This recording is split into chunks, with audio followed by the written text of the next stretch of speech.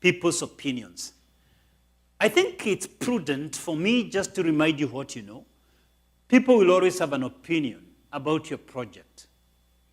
One of the most fascinating stories in the Bible is the story of Nehemiah. He was sure he heard from God to go and remove disgrace and shame from Jerusalem, to rebuild the walls of the holy city. When he began rebuilding this wall, this is what Sanballat and Tobiah said, Nehemiah 4:3. Tobiah the Ammonite, who was at his side, said, what they are building, even a fox climbing up on it would break down their walls of stone. Imagine a fox, how tiny it is. For those who don't know what is a fox, it's smaller than most domestic dogs. If a fox walks on your wall, the wall will collapse. Criticism comes in 3 stages. The first time, people tell you you can't do it. When you start doing it, number 2, they say it's not all that important. And when you finally do it, they tell you, we knew all along you can do it. But for Nehemiah, it was beyond that.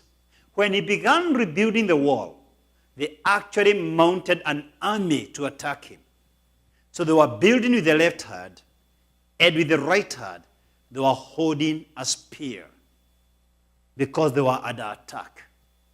But they still built a wall so wide, 2 horses could pass each other, 2 cars in today's language. They still did it. Think about people's opinions. People will always have an opinion about what you're doing. What matters? What is God's opinion? And what is your own opinion? What is your own opinion? What are you saying to yourself? So as a way to summarize what I've told you, I have a question on the screen. What dream killer do you need to kill? Out of the 10 dream killers I gave you, and I need them to be on your fingertips. The 10 dream killers I gave you, indiscipline was number 1. And the question there is this: what disciplines do you need to cultivate? Number 2 was fear. The question is, what fears do you need to conquer? Number 3, procrastination. What are you postponing and why? Number 4, comparisons. Who are you comparing yourself with? Number 5, discouraging remarks, discouragement. Who is discouraging you? Identify the person discouraging you. Block them from your phone. It's okay. There's no command to be in touch with everyone. You're commanded to love. Love and trust are not the same. You can love your brother and your sister, but you may not be able to trust them to do business with them. Love and trust are not the same. You're not ordered by God to trust anybody. You're commanded to love.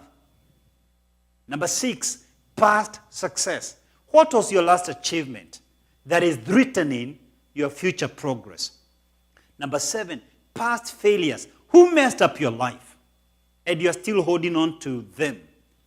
What is your last failure that you're holding on to? Always talking about the father who was never there for you. The ex who tore your heart apart. The employer who summarily dismissed you for no cause. For how long shall we sing this song of past failures? Number 8, associations. And the question you have to ask yourself, who do I need to go to the next level? It also means, who do I need to block to go to the next level? Number 9, culture. What are some of the retrogressive traditions in my life? In the way I run my relationships? What are distorted thinking patterns that I need to deal with? And number 10, and the last one, other people's opinions. Whose opinion, whose report will I believe?